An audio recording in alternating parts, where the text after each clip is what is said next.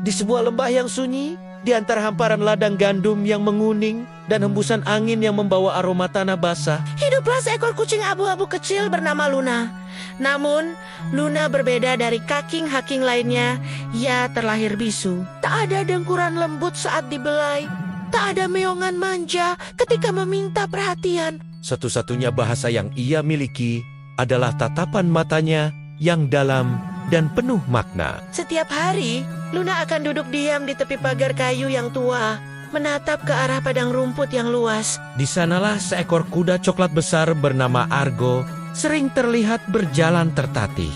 Kaki kanan depannya pincang, kenangan pahit dari cedera lama saat ia masih menjadi kuda pacu yang gagah. Sejak hari itu, Argo tak pernah lagi berlari. Ia hanya menunduk, seolah terus menyesali masa lalunya yang gemilang dan kini telah sirna. Suatu sore yang tenang, angin berhembus lembut. Meniupkan dedaunan kering ke arah Luna dengan langkah tanpa suara.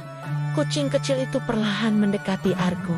Ia tidak melakukan apa-apa, hanya duduk di dekatnya dan menatap dengan mata besarnya yang seolah memahami semua luka yang terpendam. Argo yang merasakan kehadiran mungil itu mengangkat kepalanya perlahan. Ia menatap makhluk kecil di hadapannya.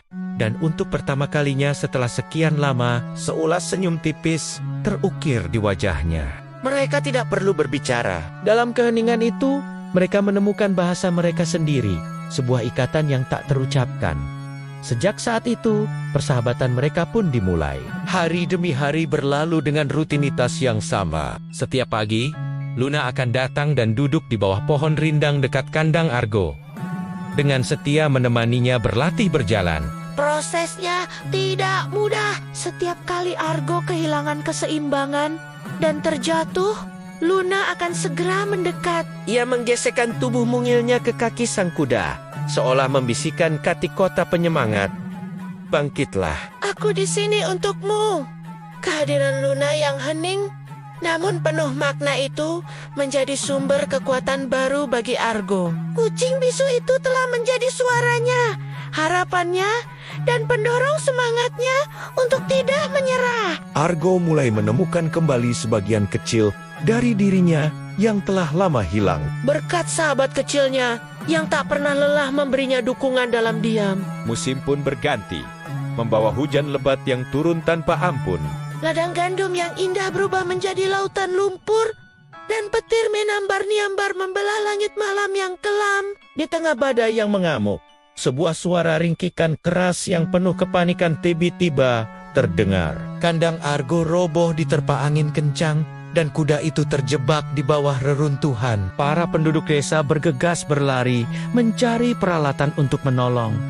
Tetapi ada satu makhluk kecil yang tiba lebih dulu. Luna, dengan tubuh mungilnya, berjuang mati-matian. Ia menggigit tali yang menjerat, mencakar papan kayu yang menghalangi, bahkan nekat menerobos puing-puing tajam. Meski tubuhnya kecil dan lemah, tindakannya malam itu berteriak lebih keras dari badai manapun. Luna tidak bersuara, tapi perjuangannya adalah pekikan kepahlawanan yang paling nyaring. Beberapa menit kemudian penduduk desa tiba dan berhasil mengeluarkan Argo dari reruntuhan. Kuda itu selamat, tetapi Luna sudah tak bergerak. Tubuh kecilnya yang rapuh terhimpit oleh balok kayu.